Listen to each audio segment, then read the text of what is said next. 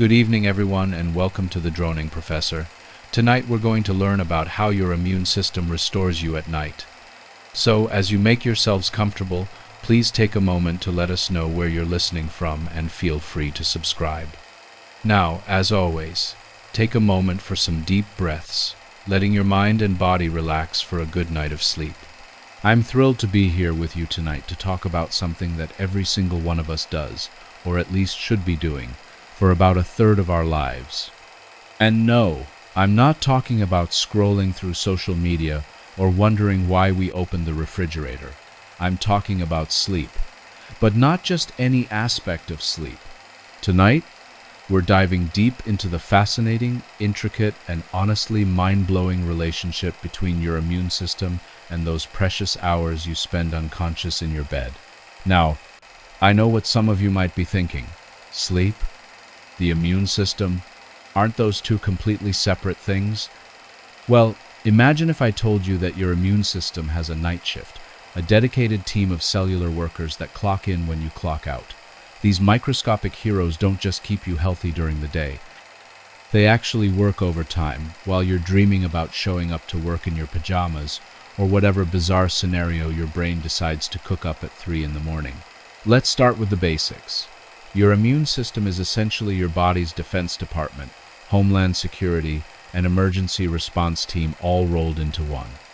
It's composed of cells, tissues, and organs working together to protect you from pathogens, which is just a fancy word for disease-causing organisms like bacteria, viruses, fungi, and parasites. Think of your immune system as an incredibly sophisticated military operation, complete with scouts, soldiers, generals, and even a memory division that never forgets a face, or in this case, a pathogen. But here's where it gets interesting. Your immune system doesn't work at the same intensity 24/7. It actually has a circadian rhythm, just like your sleep-wake cycle.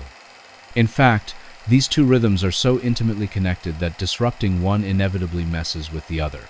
It's like trying to sing a duet when your partner is singing a completely different song. Sure, you're both making noise, but it's not going to sound good.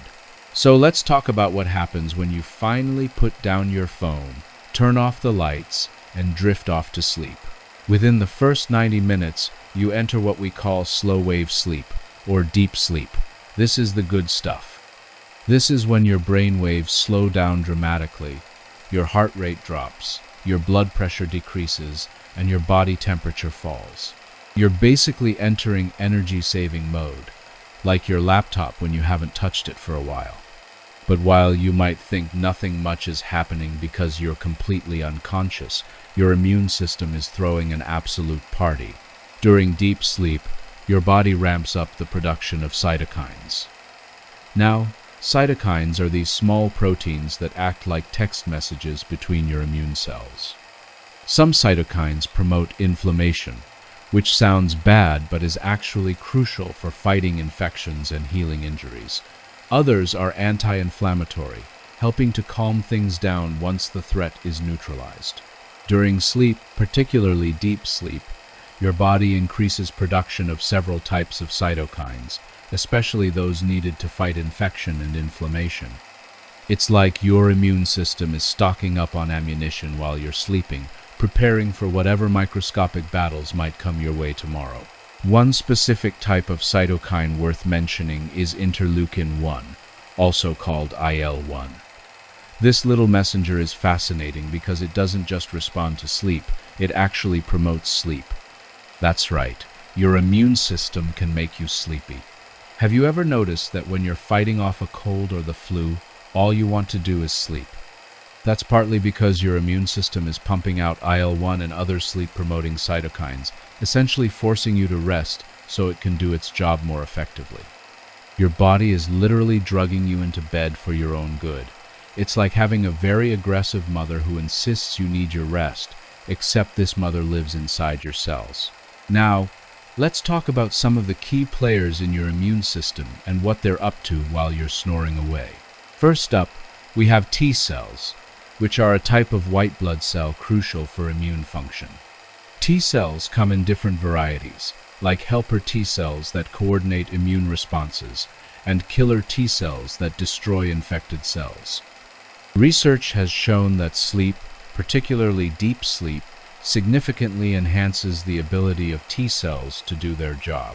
Specifically, sleep improves the ability of T cells to attach to and eliminate cells infected by viruses. How does this work? Well, when you sleep, your body produces less adrenaline and noradrenaline, which are stress hormones. These hormones, while helpful in fight or flight situations, actually suppress certain aspects of immune function. During sleep, as these hormone levels drop, your T cells become more effective at attaching to their targets. It's like they've been trying to stick to infected cells while wearing oven mitts all day, and finally, at night, someone takes the mitts off and they can actually grab onto things properly.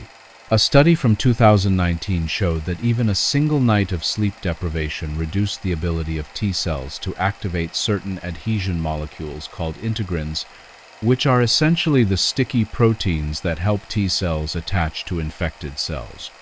The researchers found that stress hormones like adrenaline and noradrenaline, which increase when you're sleep deprived, actually prevent these adhesion molecules from working properly. So when you skip sleep, you're essentially handicapping your cellular army right before battle, not the smartest tactical move. Let's move on to another crucial component of your immune system, natural killer cells, which have possibly the coolest name in all of biology. Natural killer cells, or NK cells, are your body's assassins. They patrol your body looking for cells that are infected with viruses or have become cancerous, and they eliminate them. No trial, no jury, just swift cellular justice. And like T cells, NK cells are significantly affected by sleep. Multiple studies have shown that even partial sleep deprivation, like staying up until 3 in the morning to binge watch a show you've already seen twice, can reduce natural killer cell activity by up to 70%. 70%! That's like showing up to defend your castle and finding that most of your guards decided to take a personal day. The good news is that this effect is reversible. Get a good night's sleep, and your NK cell activity bounces back. But consistently shortchanging yourself on sleep means consistently running with a depleted defense force. Now, here's where things get even more interesting. Your immune system doesn't just get a general boost during sleep. It actually appears to form and consolidate immunological memories while you're sleeping. Let me explain what that means. Your immune system has this incredible ability to remember pathogens it has encountered before. This is the entire basis of vaccination. You expose your immune system to a weakened or dead version of a pathogen, or even just a piece of it, and your immune system learns to recognize it. Then, if you encounter the real thing later, your immune system can mount a much faster and stronger response. This memory formation doesn't just happen in your brain, it happens in your immune system too, and sleep plays a crucial role. Studies have shown that people who sleep well after receiving a vaccine develop stronger immune responses compared to those who are sleep deprived. In one study from 2012, researchers gave participants a hepatitis A vaccine and then split them into 2 groups. One group slept normally for the next couple of nights, while the other group was kept awake. A month later, the sleep group had developed antibody responses that were nearly twice as strong as the sleep-deprived group. Twice as strong. That's the difference between your immune system vaguely remembering it met someone at a party once versus having their phone number saved and knowing their birthday. This has real-world implications. If you're getting vaccinated for anything, whether it's the flu, COVID-19, or preparing for travel, you want to make sure you're getting good sleep in the days following your vaccination. Your immune system is basically going to school, learning about new threats, and if you don't give it time to study, it's not going to retain the information as well. Let's talk about another aspect of nighttime immune function, the distribution of immune cells throughout your body. During the day, when you're awake and active, many of your immune cells circulate in your bloodstream, ready to respond to threats wherever they might appear. But at night, something remarkable happens. Many of these immune cells leave the bloodstream and migrate to your lymph nodes. Think of lymph nodes as the barracks and training grounds of your immune system. They're small, bean-shaped structures scattered throughout your body, and they're where immune cells gather to exchange information, get activated, and prepare for battle. During sleep, this migration of immune cells to the lymph nodes appears to be part of a larger maintenance and preparation process. It's like your immune cells are attending a nightly briefing, sharing intelligence, and coordinating their strategies. Research suggests that this redistribution is driven by changes in stress hormone levels and is crucial for optimal immune function. When you don't sleep enough, this redistribution doesn't happen as effectively, which means your immune cells aren't getting their nightly briefing, and the whole operation becomes less coordinated. Now, I want to talk about something that might surprise you: the relationship between sleep and inflammation. Inflammation is one of those words that gets thrown around a lot, usually in a negative context. We hear about chronic inflammation being linked to all sorts of diseases, from heart disease to diabetes to cancer. And that's true. Chronic inflammation is bad news. But acute inflammation, the short-term kind, is actually essential for healing and fighting infections. The problem isn't inflammation itself. It's inflammation that doesn't turn off when it's supposed to. Sleep plays a critical role in regulating inflammation. During sleep, your body fine-tunes the balance between pro-inflammatory and anti-inflammatory signals. Get enough sleep, and this balance is maintained. Your immune system can mount inflammatory responses when needed, but also knows when to calm down. But when you're sleep-deprived, this balance gets thrown off. Studies have consistently shown that sleep deprivation leads to increased levels of inflammatory markers in the blood, things like C-reactive protein and interleukin-6. It's like your immune system's volume control is stuck on high, and everything becomes a 5-alarm fire when it should be a routine inspection. This chronic low-grade inflammation that results from poor sleep has been linked to pretty much every chronic disease you'd want to avoid. Heart disease? Check. Type 2 diabetes? Check. Alzheimer's disease? Check. Depression? Check. It's like sleep deprivation is the Swiss Army knife of health problems, contributing to multiple conditions through this mechanism of chronic inflammation. And the kicker is that it's completely preventable by simply prioritizing sleep.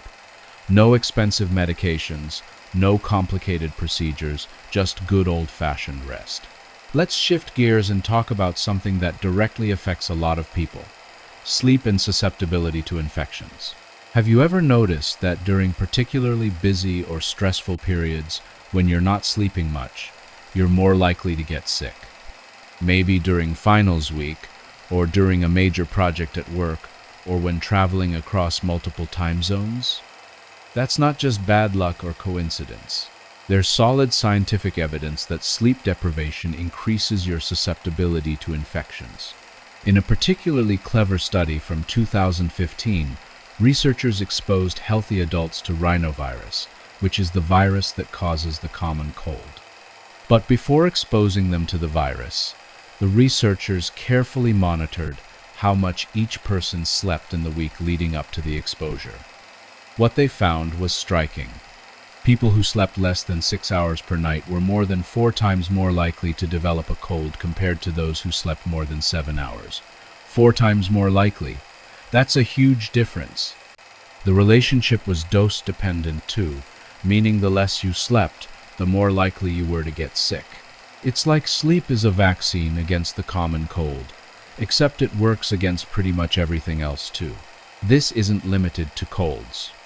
Studies have found similar relationships between sleep and susceptibility to influenza, pneumonia, and other respiratory infections.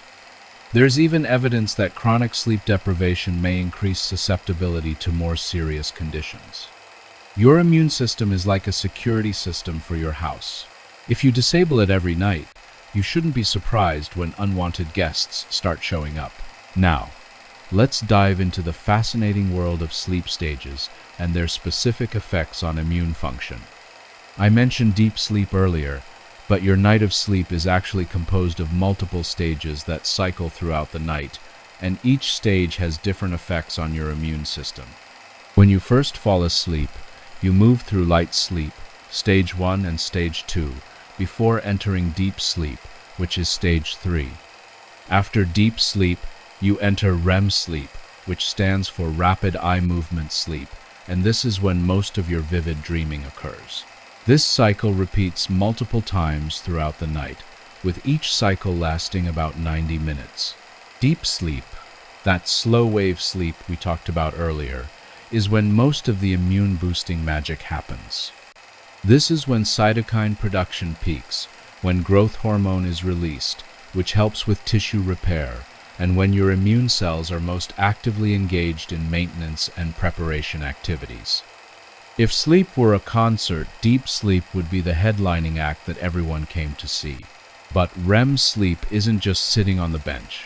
While we don't fully understand all of REM sleep's functions yet, there's growing evidence that it plays important roles in emotional regulation and memory consolidation, including immunological memory.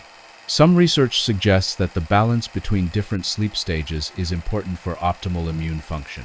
It's not just about getting enough total sleep, but getting enough of each type of sleep.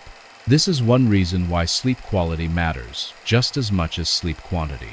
Interestingly, your immune system can actually influence your sleep architecture, which is the term for how your sleep stages are structured throughout the night.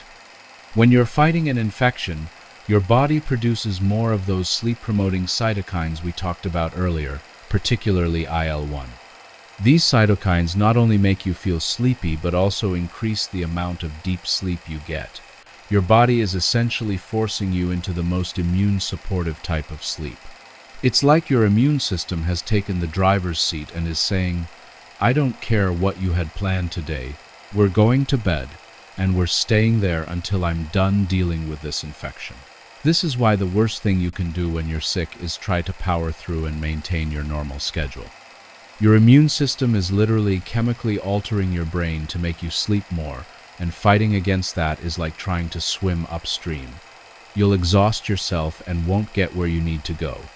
Sometimes the most productive thing you can do is absolutely nothing. Just sleep and let your immune system do its thing. Let me tell you about some of the specific immune components that operate on circadian rhythms. Your bone marrow, where new blood cells, including immune cells, are produced, shows circadian variation in its activity. The production of certain types of immune cells actually peaks at specific times of day. Similarly, the maturation and release of these cells into circulation follows circadian patterns. Your spleen, which filters blood and stores immune cells, shows time-of-day dependent changes in its cell populations. Even the mucous membranes in your respiratory tract, your first line of defense against airborne pathogens, show circadian variations in their protective functions. All of these rhythms are coordinated by your master circadian clock, which is located in a tiny region of your brain called the suprachiasmatic nucleus. This master clock is primarily set by light exposure, which is why irregular sleep schedules, shift work, and jet lag can wreak such havoc on your immune system. You're essentially scrambling the signals that coordinate all these different immune rhythms, like trying to conduct an orchestra, where every musician is reading a different time signature. Speaking of shift work, let's talk about what happens to people who regularly work nights or rotating shifts. These individuals essentially live in chronic circadian misalignment, where their sleep-wake cycle is constantly fighting against their body's internal rhythms. The health consequences are significant and well documented. Shift workers have higher rates of cardiovascular disease, metabolic disorders, certain cancers, and increased susceptibility to infections. Multiple studies have found that shift workers show signs of impaired immune function, including reduced natural killer cell activity, altered cytokine profiles, and increased inflammatory markers. One particularly concerning finding is that long-term shift work is associated with increased cancer risk, particularly breast cancer. While the mechanisms aren't completely understood, immune dysfunction is likely a contributing factor.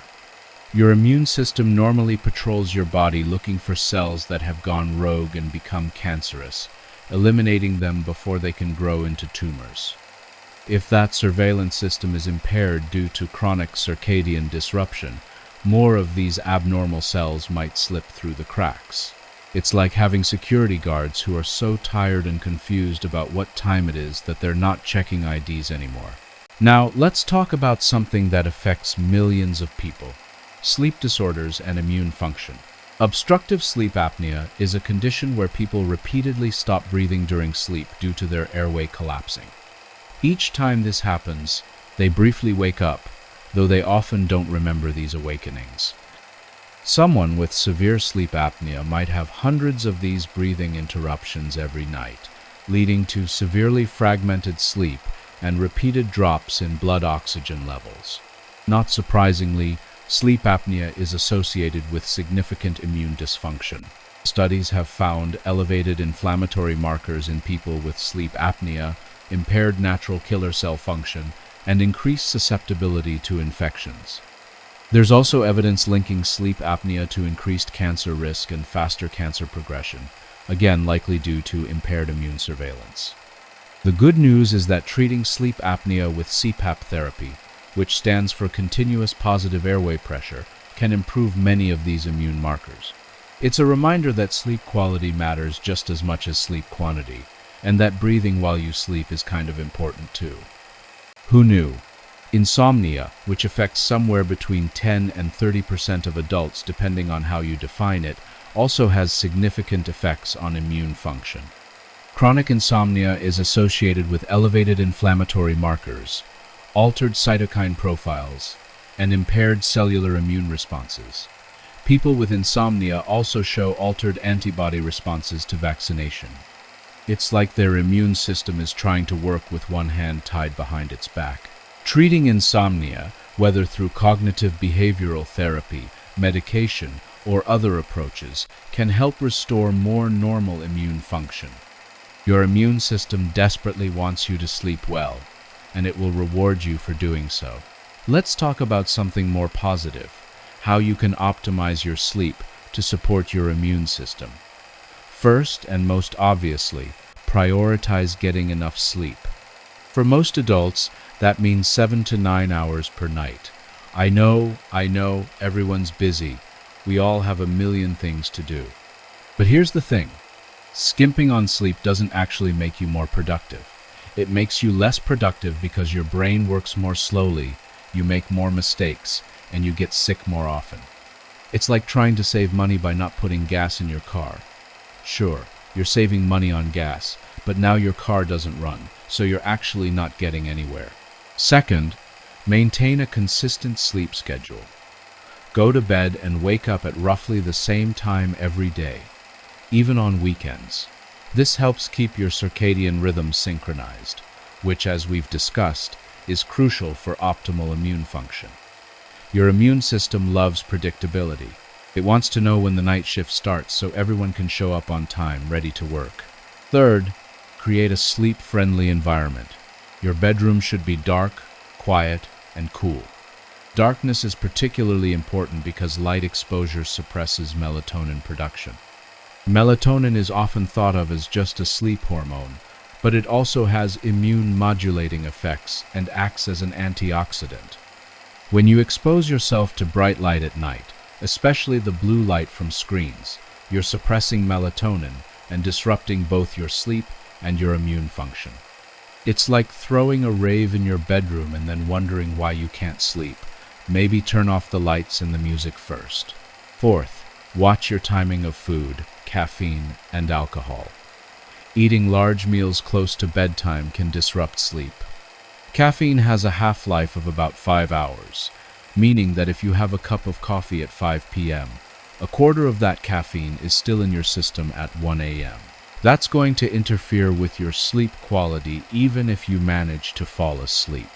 And while alcohol might make you feel sleepy initially, it actually disrupts sleep architecture, particularly REM sleep, later in the night. So that nightcap might help you fall asleep, but it's going to result in lower quality, less restorative sleep overall. Fifth, get regular exercise, but not too close to bedtime. Exercise has been shown to improve sleep quality and has direct immune-boosting effects. However, vigorous exercise within a few hours of bedtime can be too stimulating and make it harder to fall asleep. The ideal timing appears to be morning or afternoon exercise. Your body temperature rises during exercise and then falls afterward. The falling body temperature promotes sleepiness, but this takes several hours, so exercising too close to bedtime means your body temperature is still elevated when you're trying to sleep. Now, let's address a common question. Can you catch up on sleep? If you sleep poorly during the week, can you make up for it by sleeping more on weekends? The answer is complicated. In the short term, yes. Getting extra sleep can help you recover from acute sleep deprivation. Your sleep will be deeper and more restorative, and many of the immune and cognitive impairments from sleep deprivation will improve. However, this isn't a sustainable long-term strategy. Chronic sleep deprivation followed by weekend recovery sleep creates a pattern of circadian disruption called social jet lag, which has its own negative health consequences. It's better than never catching up at all, but it's not as good as sleeping consistently well every night. Think of it like this. If you only ate every other day and then gorged yourself on the days you did eat, yes, you'd be getting enough calories overall, but the pattern would still be unhealthy. Your body prefers consistency. That said, if you do have a rough week of sleep, sleeping more on the weekend is definitely better than not sleeping more. Do what you can with what you've got. Let's talk about something that's become increasingly relevant: the relationship between sleep, immune function, and COVID-19. The pandemic has provided an unfortunate natural experiment in the importance of sleep for immune function. Multiple studies have found associations between sleep quality and COVID-19 outcomes. People who consistently get insufficient sleep or who have sleep disorders appear to be at higher risk for severe COVID-19 illness. One large study found that healthcare workers who slept fewer than 6 hours per night had a significantly higher risk of contracting COVID-19 compared to those who slept 7 to 8 hours per night, even after controlling for other factors like level of exposure. There's also evidence that sleep quality affects antibody responses to COVID-19 vaccines. People who get adequate sleep in the nights following vaccination show stronger antibody responses. This makes sense given what we know about sleep and vaccine responses more generally, but it's a good reminder that if you're getting any kind of vaccine, make sleep a priority for the few days afterward. Give your immune system the time and resources it needs to learn and remember this new threat. The pandemic also massively disrupted sleep for many people. Stress, anxiety, irregular schedules due to remote work or unemployment, increased screen time, and reduced exposure to natural light all contributed to what some researchers called coronasomnia, a pandemic-related epidemic of poor sleep. This created a vicious cycle where the stress of the pandemic disrupted sleep, which impaired immune function and increased susceptibility to illness, which created more stress and worse sleep.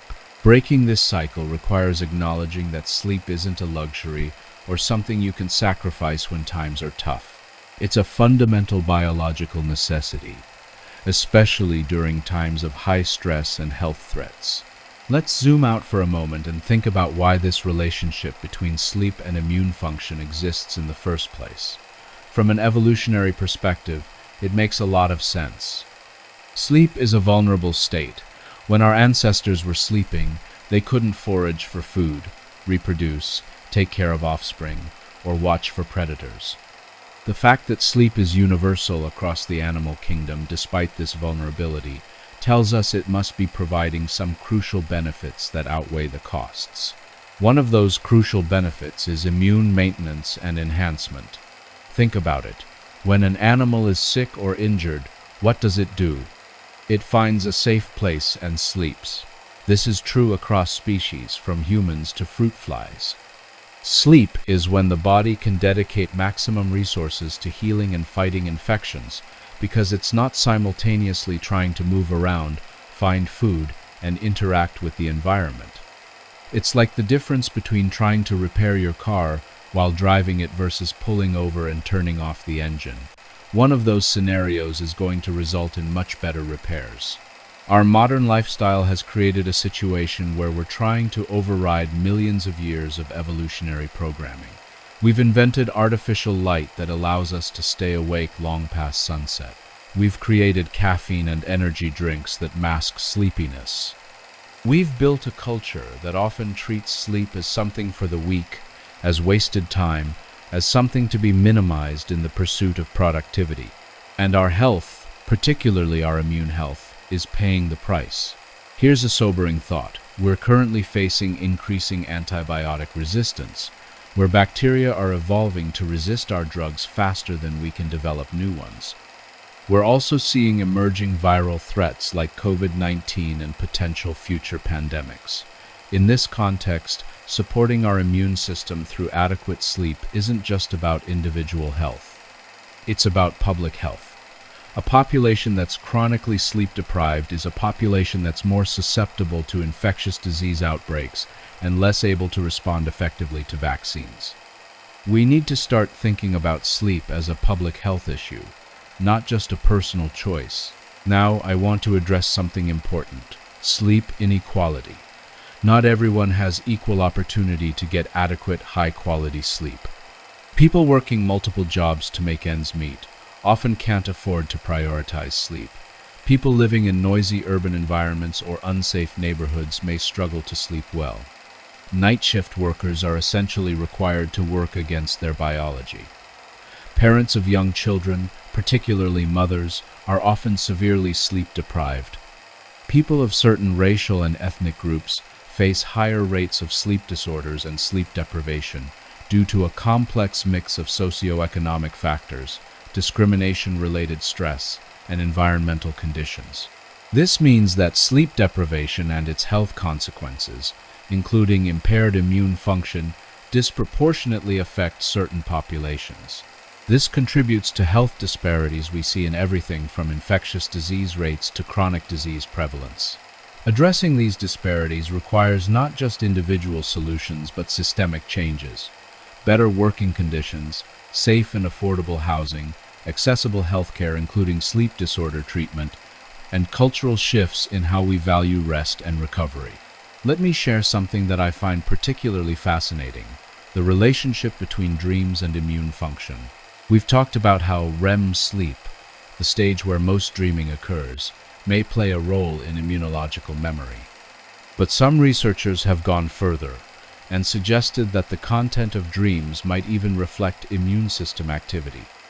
There are documented cases of people dreaming about being attacked or about illness shortly before developing symptoms of an infection, as if their sleeping brain was somehow aware that their immune system was fighting something.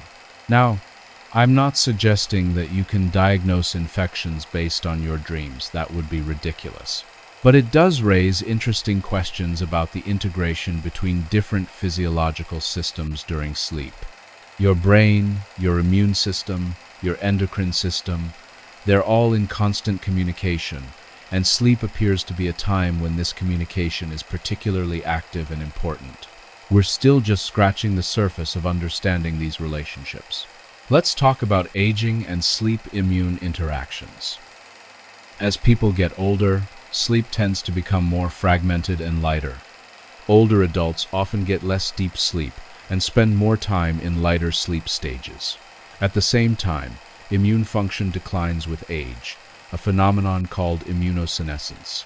The immune system becomes less responsive to new threats and less able to form strong immunological memories, which is one reason why vaccines tend to be less effective in older adults. Are these two phenomena related? It appears they are. Some research suggests that age-related sleep changes may contribute to age-related immune decline. Older adults who maintain good sleep quality show better immune function compared to those with poor sleep. This suggests that finding ways to improve sleep quality in older adults might help maintain immune function and could potentially contribute to healthier aging. It's not going to reverse aging entirely.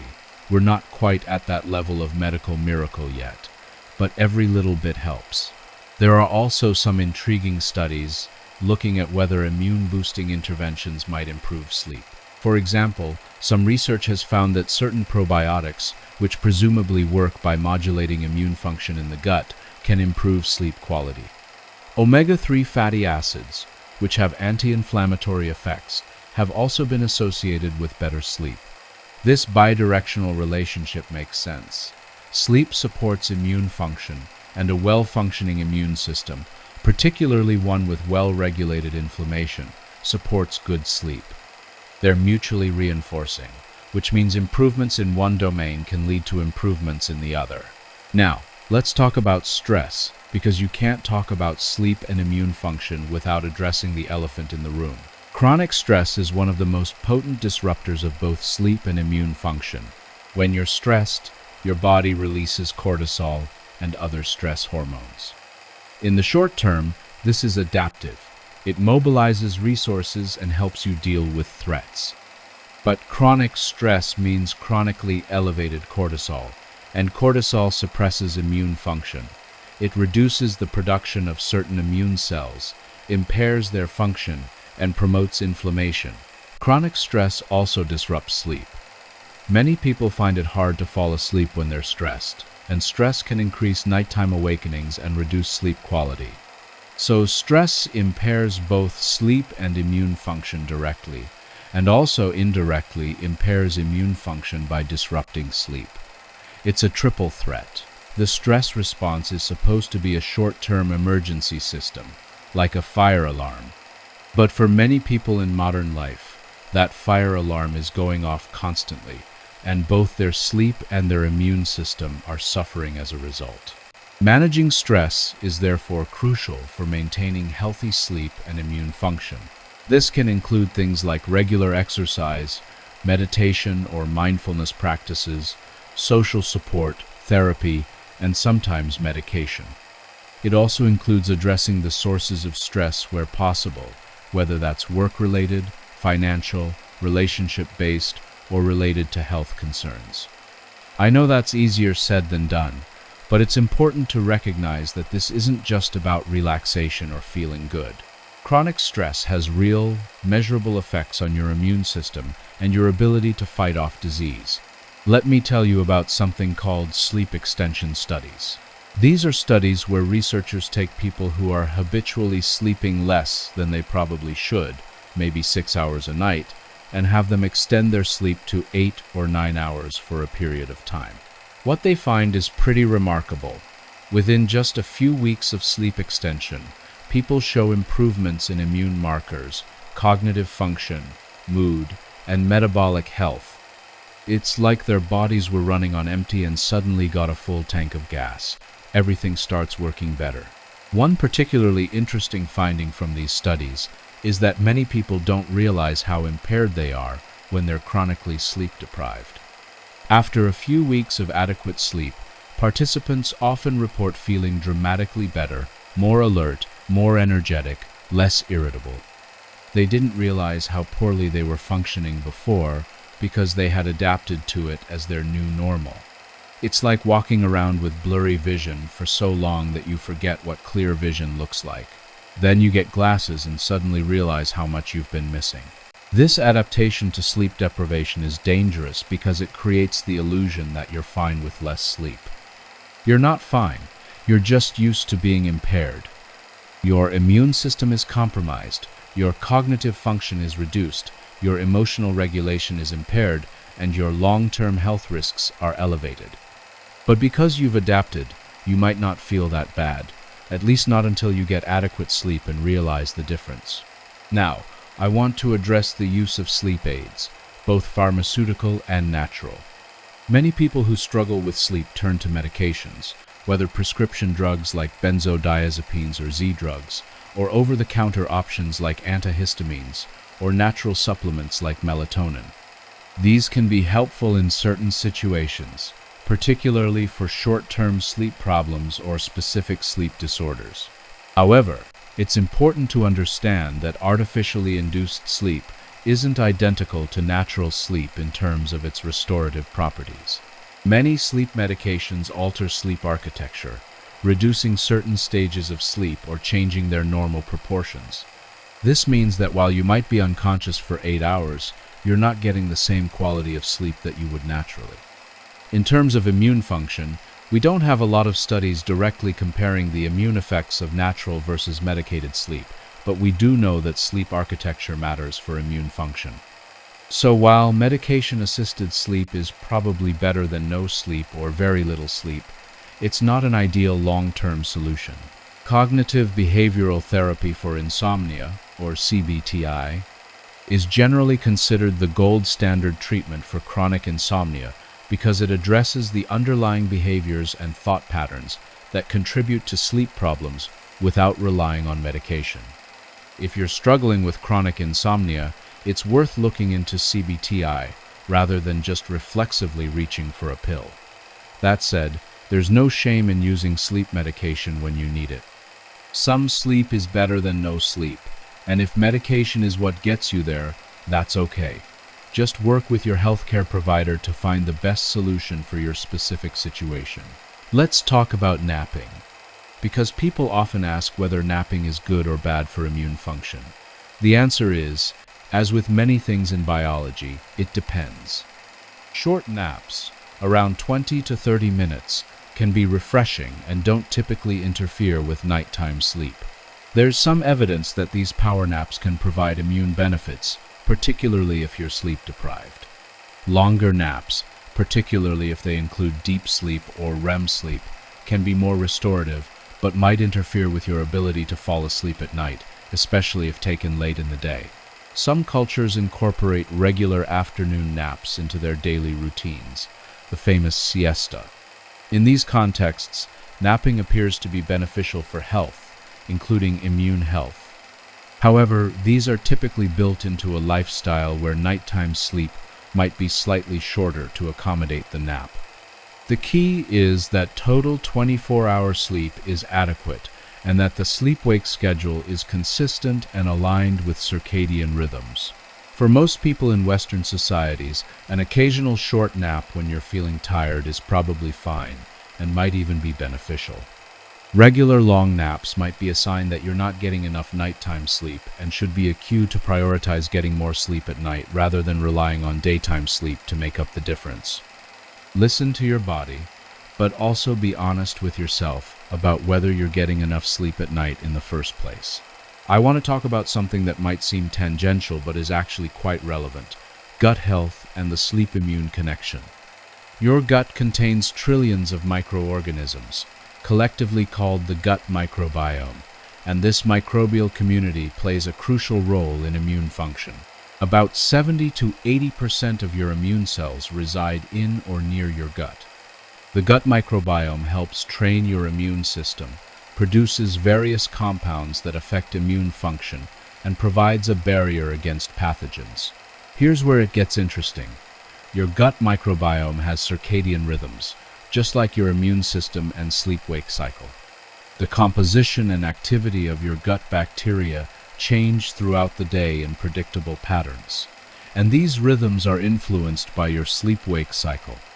When you disrupt your sleep, you disrupt your gut microbiome rhythms, which can affect immune function.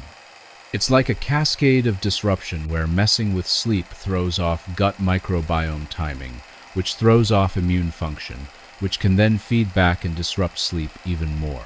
Studies have shown that sleep deprivation alters the composition of the gut microbiome, generally in ways that promote inflammation and reduce beneficial bacteria. Conversely, an unhealthy gut microbiome can disrupt sleep. It's another one of those bidirectional relationships where everything is connected to everything else. This is why taking care of your gut health through diet, probiotics when appropriate, and avoiding unnecessary antibiotics can indirectly support both sleep and immune function. Your body is an ecosystem, and everything affects everything else. Let me share something that I find both fascinating and slightly concerning: the relationship between blue light exposure and immune function. We've already talked about how light exposure affects sleep by suppressing melatonin. But blue light, the type emitted by phones, tablets, computers, and LED lights, is particularly potent at suppressing melatonin even at relatively low levels. This is because our eyes contain special photoreceptors that are most sensitive to blue light, and these photoreceptors send signals to our circadian clock. When you look at your phone before bed, you're essentially telling your brain that it's still daytime. Your melatonin production gets suppressed, your circadian clock gets confused, and your sleep quality suffers. But beyond just the direct effects on sleep, there's emerging evidence that artificial light exposure at night, particularly blue light, may have direct effects on immune function independent of sleep disruption. Some studies have found that nighttime light exposure increases inflammatory markers and alters immune cell populations even when sleep duration is controlled for. Now, I'm not suggesting you need to live like a medieval peasant, going to bed when the sun sets and waking at dawn, but it is worth being mindful about light exposure in the evening. Dimming lights a couple hours before bed, using blue light filters on devices, or wearing blue light blocking glasses in the evening can all help minimize the circadian disrupting effects of artificial light. Your immune system evolved in a world where the only light at night came from fires and moonlight. It's still operating under that assumption, so we need to work with it, not against it. Let's talk about temperature, because it's more important for sleep and immune function than most people realize.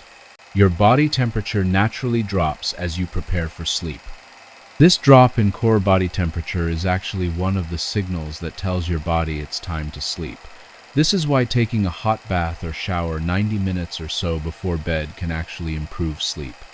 It might seem counterintuitive, but the hot water causes your body temperature to rise temporarily, and then as you cool down afterward, that drop in temperature promotes sleepiness. Room temperature matters too. Most people sleep best in a relatively cool room, somewhere between 60 and 67 degrees Fahrenheit, or about 15.5 to 19.5 degrees Celsius. When your room is too hot, it's harder for your body to achieve the core temperature drop needed for good sleep. This affects sleep quality, particularly deep sleep, which, as we've discussed, is crucial for immune function. There's also some interesting research suggesting that temperature might directly affect immune function during sleep. Some immune responses are temperature sensitive, and the slight drop in body temperature during sleep might actually enhance certain aspects of immune function. It's another example of how multiple physiological systems are coordinated during sleep to optimize restoration and maintenance.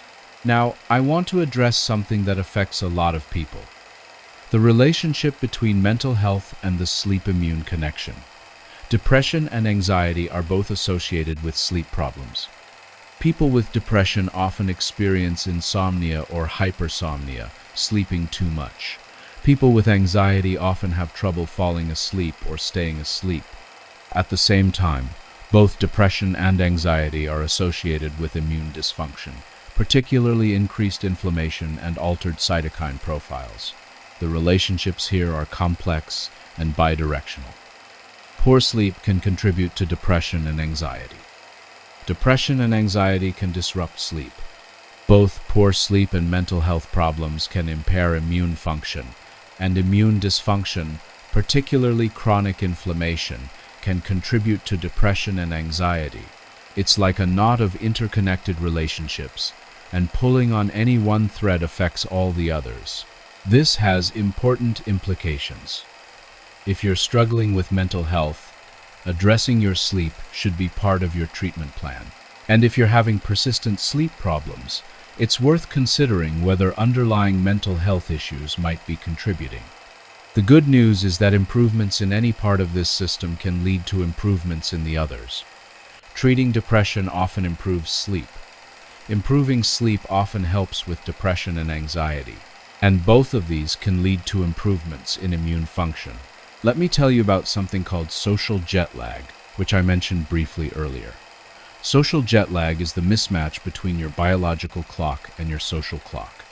For example, if your body naturally wants to sleep from 1 a.m. to 9 a.m., but you have to wake up at 6 a.m. for work, you're experiencing social jet lag every weekday.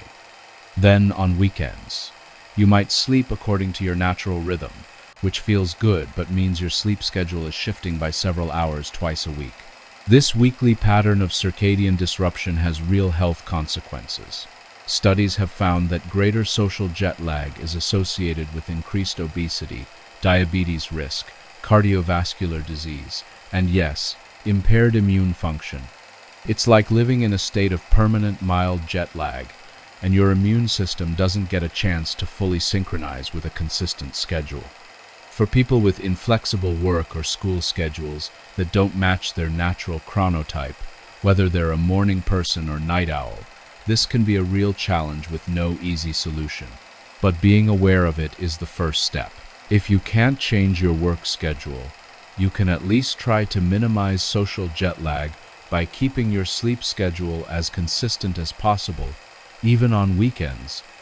Getting bright light exposure in the morning to help shift your circadian clock earlier, and avoiding bright light in the evening. It's not a perfect solution, but it can help reduce the circadian disruption. Now let's discuss exercise timing and its effects on sleep and immune function. Exercise is generally great for both sleep and immune function. Regular exercisers tend to sleep better and have stronger immune systems. But timing matters. As I mentioned earlier, vigorous exercise too close to bedtime can interfere with sleep because it raises core body temperature and can be stimulating. However, there's some nuance here. For some people, particularly those who are naturally night owls, evening exercise doesn't disrupt their sleep at all and might even help them sleep better. The key is to pay attention to how your body responds. If you find that evening workouts make it harder to fall asleep, shift your exercise to earlier in the day. If evening workouts don't bother your sleep, then that timing is fine for you. Everyone's physiology is slightly different, and there's no one-size-fits-all answer. There's also some interesting research on the timing of exercise and immune function.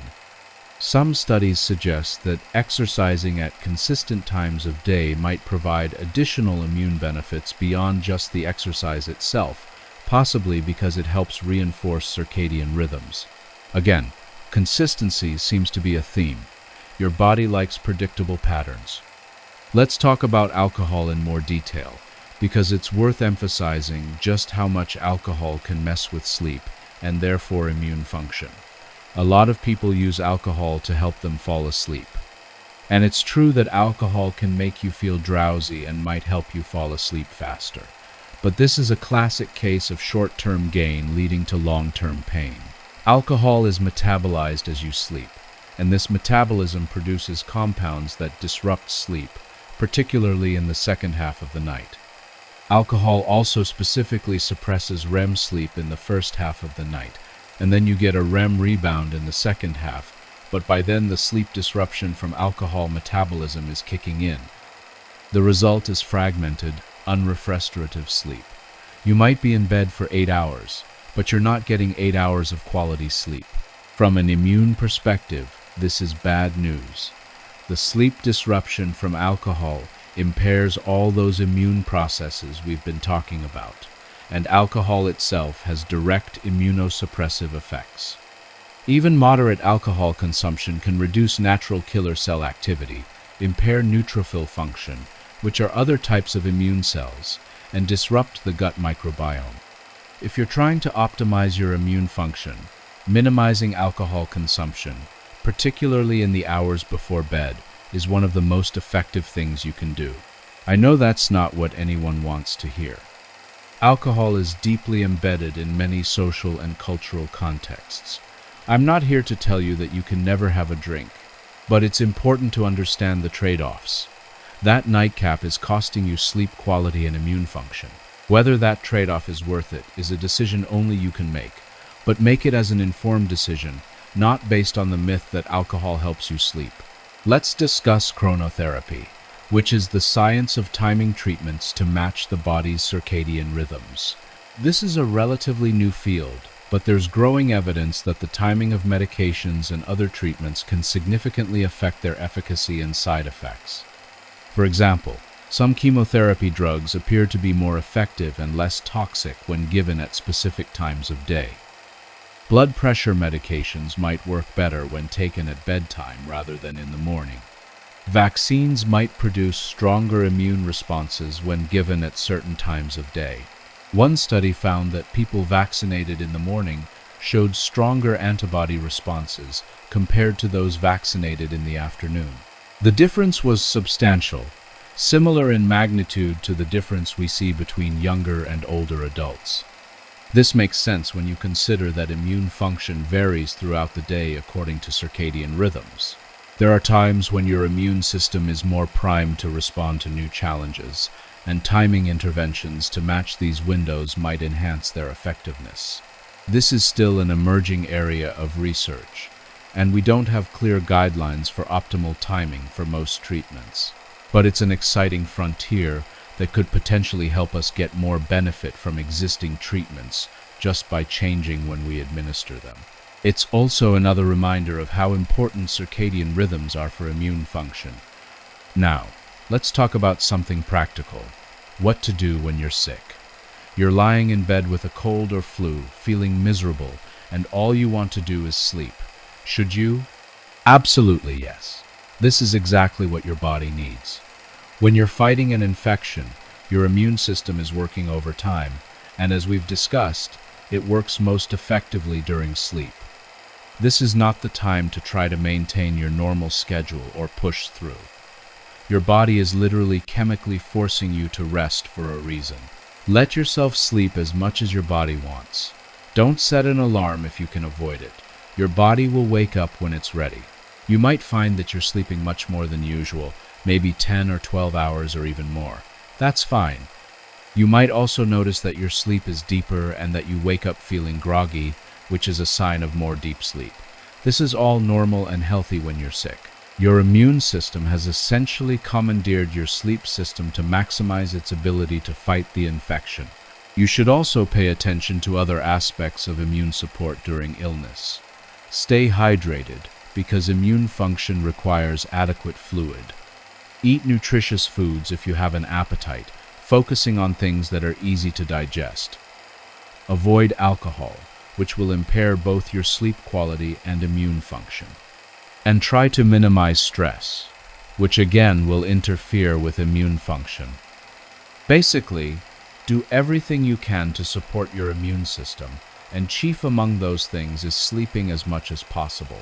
Let me share some information about fever and sleep. When you have an infection, you often develop a fever. Fever is actually an adaptive immune response. Many pathogens don't reproduce as well at higher temperatures, and higher temperatures enhance certain aspects of immune function. But fever also disrupts sleep. It's harder to sleep when you're overheated, and fever can lead to more fragmented sleep. This presents a dilemma. On one hand, fever helps fight infection. On the other hand, sleep helps fight infection, and fever disrupts sleep. What should you do? If you have a low-grade fever under about 102 degrees Fahrenheit or 39 degrees Celsius, and you're able to rest reasonably comfortably, it's probably best to let the fever do its thing. But if you have a high fever, or if the fever is preventing you from sleeping at all, taking fever-reducing medication like acetaminophen or ibuprofen is reasonable. The sleep you'll get might be more valuable than the fever you're suppressing. As always, use your judgment and consult with a healthcare provider if you're unsure or if your symptoms are severe. The goal is to support your body's healing process, and sometimes that means accepting some discomfort, and sometimes it means intervening to allow other healing processes, like sleep, to occur. Let's talk about sleep and vaccination timing, because this has practical implications. As we've discussed, sleep after vaccination enhances immune memory formation and antibody production. But what about before vaccination? Is there an optimal way to prepare for a vaccination from a sleep perspective? Some research suggests that being well rested before vaccination also matters. One study found that people who were sleep deprived in the days before receiving a hepatitis B vaccine showed reduced antibody responses not just after vaccination but even before, suggesting that their baseline immune function was impaired. So if you're planning to get vaccinated, Try to get good sleep, both in the days leading up to the vaccination and in the days following it. Think of it as preparing for and recovering from a major event, because, from your immune system's perspective, that's exactly what vaccination is. There's also the question of what time of day to get vaccinated. As I mentioned, there's some evidence that morning vaccinations might produce stronger immune responses. If you have flexibility in scheduling, getting vaccinated in the morning might be worth considering. But the most important thing is to actually get vaccinated. Don't skip or delay vaccination just because you can't get a morning appointment. A morning vaccination that doesn't happen is less effective than an afternoon vaccination that does. Now I want to address something that disproportionately affects women: the interaction between hormonal cycles, sleep, and immune function. Many women experience changes in sleep quality across their menstrual cycle. Sleep often becomes more disrupted in the days leading up to menstruation and during menstruation itself. This is related to changes in progesterone, which has sleep-promoting effects. When progesterone drops before menstruation, sleep quality often drops too. At the same time, immune function changes across the menstrual cycle. The immune system has to walk a careful line during the reproductive years. It needs to be active enough to fight infections, but not so active that it attacks a potential pregnancy, which is immunologically speaking a foreign body because it contains paternal DNA. This means immune function is somewhat suppressed during certain phases of the cycle. The combination of disrupted sleep and hormonally influenced immune changes may be one reason why some women notice they're more susceptible to infections at certain times in their cycle. During pregnancy, these effects are amplified. Pregnant women experience significant changes in sleep, particularly in the third trimester, and significant changes in immune function to accommodate the developing fetus. This is a time when supporting sleep becomes even more critical, though also more challenging given the physical discomforts of late pregnancy. During menopause, many women experience significant sleep disruptions due to hormonal changes, night sweats, and other factors. These sleep problems coincide with age-related changes in immune function, potentially creating a double challenge for immune health. Hormone replacement therapy can help with sleep in some menopausal women, which might have secondary benefits for immune function. But this needs to be carefully considered with a healthcare provider given the other risks and benefits of hormone therapy. Let's talk about children and the sleep-immune connection, because while I've mostly been discussing adults, these relationships are just as important, if not more so, in developing humans. Children need more sleep than adults, with the exact amount depending on age. Newborns might sleep 16 hours a day, toddlers need about 12 to 14 hours. School-age children need 9 to 12 hours, and teenagers need 8 to 10 hours. These aren't arbitrary numbers. Children's brains and immune systems are developing rapidly, and sleep is essential for both processes. Children who consistently don't get enough sleep show impaired immune function, increased susceptibility to infections, and higher rates of obesity and metabolic problems. They also have more behavioral problems, learning difficulties, and mood issues, all of which can be traced in part to inadequate sleep. The challenge is that modern life doesn't always support children getting adequate sleep. Early school start times are particularly problematic for teenagers, whose circadian rhythms naturally shift later during adolescence.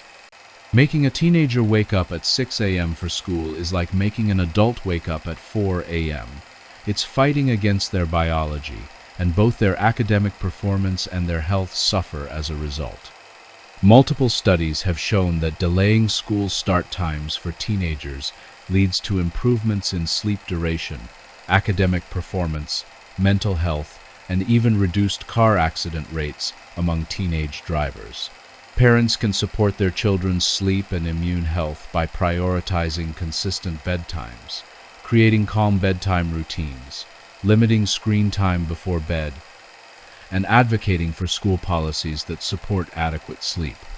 Your child's immune system is developing and learning to protect them for their entire life. Give it the sleep it needs to do that job well. Now let's discuss pets and sleep, because this is something many people deal with. Sleeping with pets can affect your sleep quality, and therefore potentially your immune function. The evidence is mixed. Some studies suggest that having a pet in the bedroom disrupts sleep due to movement and noise. Other studies suggest that pets can actually improve sleep by providing comfort and security, reducing anxiety. The truth is probably that it depends on the individual, the pet, and the sleeping arrangements.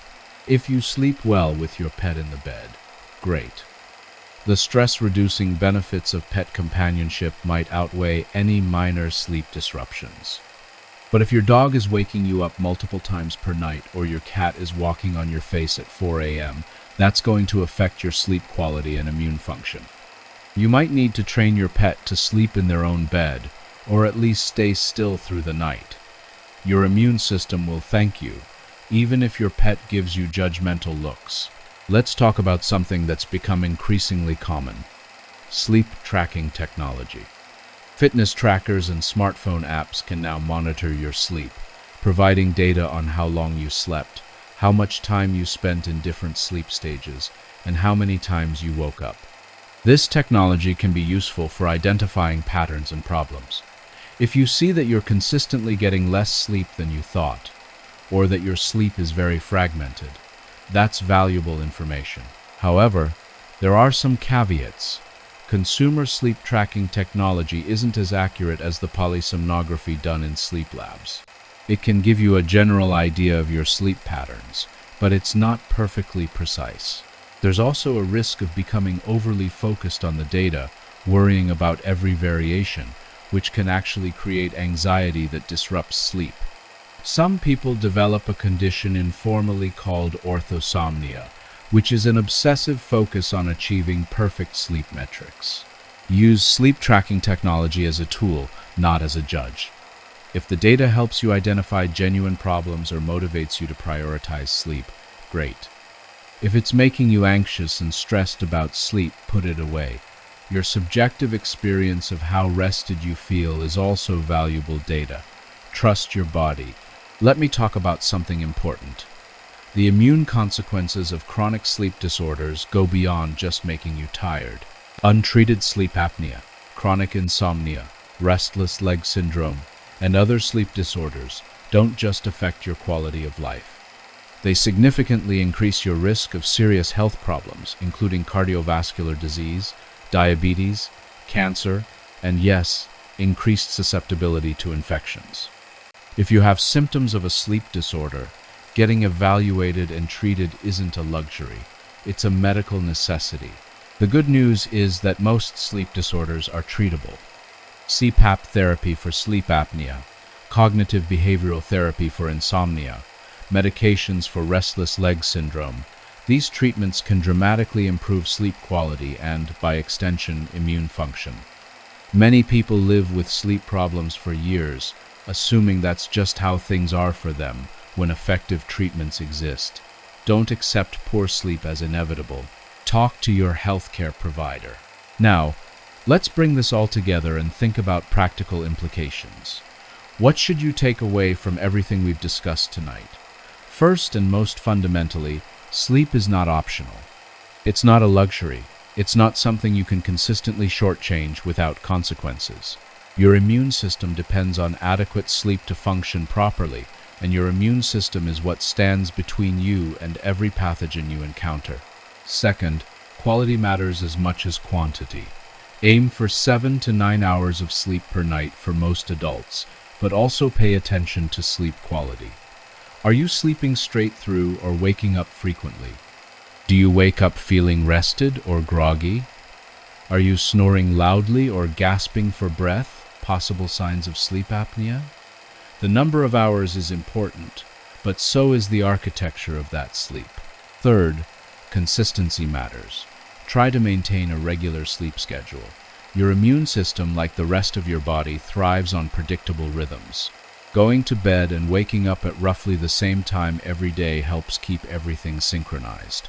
Fourth, create an environment and habits that support sleep. Dark, quiet, cool bedroom. No screens before bed. or at least use blue light filters. Watch your caffeine and alcohol intake.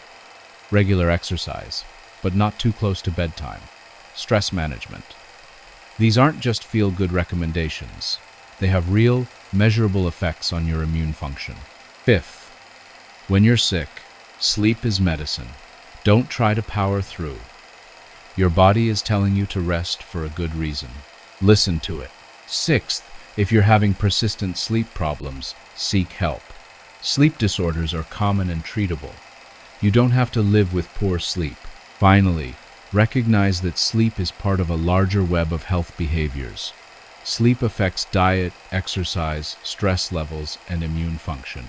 But all of these things also affect each other. Taking care of any aspect of your health tends to lead to improvements in other aspects. Start with sleep, though, because it's foundational. Everything else is easier when you're well rested. Before we close, I want to leave you with this thought. We live in a culture that often treats sleep as something to be conquered or minimized. We celebrate people who claim to need very little sleep. We brag about how busy we are, how little we're sleeping. We've created a strange situation where self-care, including adequate sleep, is seen as selfish or lazy. But here's the reality. Taking care of yourself, including getting adequate sleep, isn't selfish. It's essential. When you're well rested, you're healthier, more productive, more creative, more emotionally balanced, and better able to show up for the people and responsibilities in your life. Your immune system works better, meaning you're less likely to get sick and spread illness to others. You're able to respond better to vaccines, contributing to community immunity. You make better decisions, have fewer accidents, and contribute more effectively to whatever you're working on. Sleep isn't time wasted. It's an investment that pays dividends in every aspect of your life. Your immune system has been waiting for 8 hours of darkness for millions of years. It's built its entire operating schedule around this expectation. When we treat sleep as optional, we're not outsmarting our biology. We're just making ourselves sick. So tonight, when you leave here, I want you to think about your relationship with sleep. Are you giving your immune system what it needs to protect you? Are you prioritizing rest and recovery, or are you treating your body like a machine that should run non-stop? Your immune system is working for you right now. As we sit here, millions of cells are patrolling your body, learning about threats, preparing responses, maintaining surveillance. Tonight, while you sleep, they'll shift into high gear, producing cytokines, enhancing T-cell function, activating natural killer cells, consolidating immunological memories, coordinating responses, and generally doing the essential maintenance work that keeps you healthy. Give them the time they need to do that work. Your immune system has protected you every day of your life. It's stopped infections you never even knew you were exposed to. It's eliminated cancer cells before they could grow. It's healed injuries, fought off pathogens, and maintained the delicate balance between defense and tolerance. It's done all of this largely without you even being aware of it.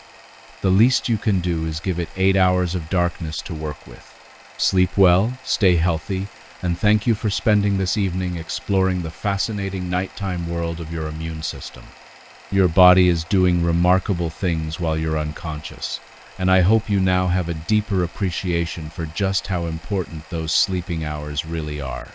Good night, everyone. And in case you've enjoyed our evening talk so much and still might be awake, here is another educational video for you.